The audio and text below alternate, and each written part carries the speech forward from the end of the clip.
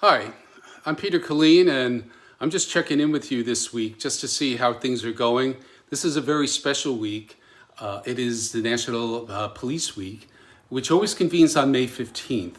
And it's sort of unusual what we're dealing with during this time because of COVID 19.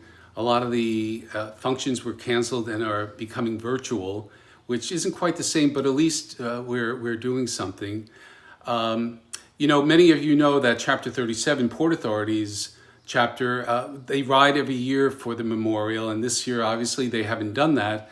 But former police officer retired and PBA public relations person Bob Egbert and JFK officer Brian Donnelly, I believe Bob Egbert told me they went down to the memorial this year because they've gone every year and just to show their respect. So I really appreciate everything that they do, and I know it's a big change not being able to ride this year, but hopefully next year we'll be back on track. This year there were 38 officers killed in the line of duty, and their names will go on the wall. And if you've never been down to the memorial during this week, it's well worth doing, and hopefully you'll be able to go next year when you see the families gathered with the children, and it's a very moving experience. And the concern of police survivors really are the ones that head that up, and they do a fantastic job. So it's something to really witness and to be a part of. A gentleman by the name of Chris, I think his name is Cosgriff, and he's the Officer Down Memorial Page person. And he said a quote, when a police officer is killed in the line of duty, it's not just the agency who loses an officer, it's the nation. And how true that is, and how profound that is, because when one officer is killed, everybody is impacted around the country. So that's just something to keep in mind.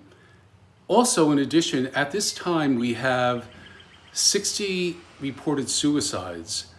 And as you can see, it's almost double the amount of line of duty deaths. Last year we had about 122 suicides.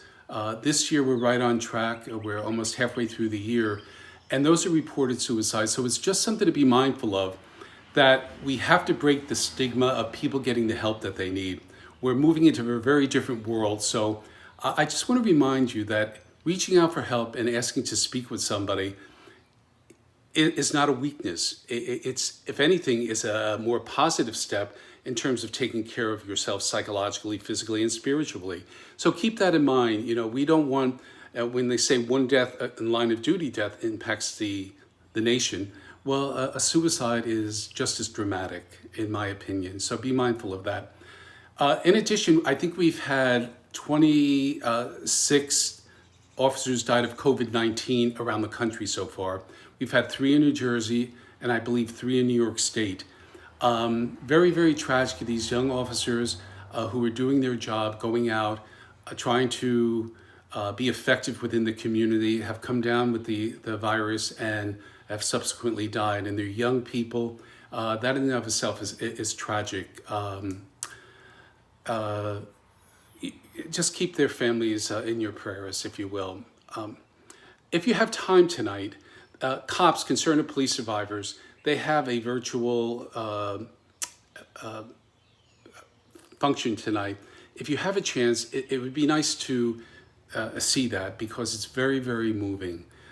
They do such fabulous work with the families, and it's all part of the police culture, and I think that's important as well. I just want to update you, if you haven't heard, Peter Ciano, Holland Tunnel police officer who was hit by the driver a couple of weeks ago, he's been moved to Kessler Institute for rehab. He's come a long way. I think he still has a long way to go, but to be this far ahead is remarkable. And I think it's because of the concern and the prayers and the support that you all have given, both not only to Peter, but to the family. His parents and his sister Tori are extremely grateful for all of the support they have received over the last few weeks. And a special shout out to the Holland Tunnel officers who were extraordinary in terms of supporting the family, being there, being intermediaries, traveling back and forth with the families. Their compassion and their concern certainly has helped with the whole recovery process of Peter. So in addition, maybe continue to keep them in your prayers. But it's with a lot of gratitude on my part. I want to say thank you to the Holland Tunnel officers for the extraordinary work that they've done. And I really appreciate it myself. So that's pretty much all I have to say right now. Just keep in mind, be safe, stay healthy.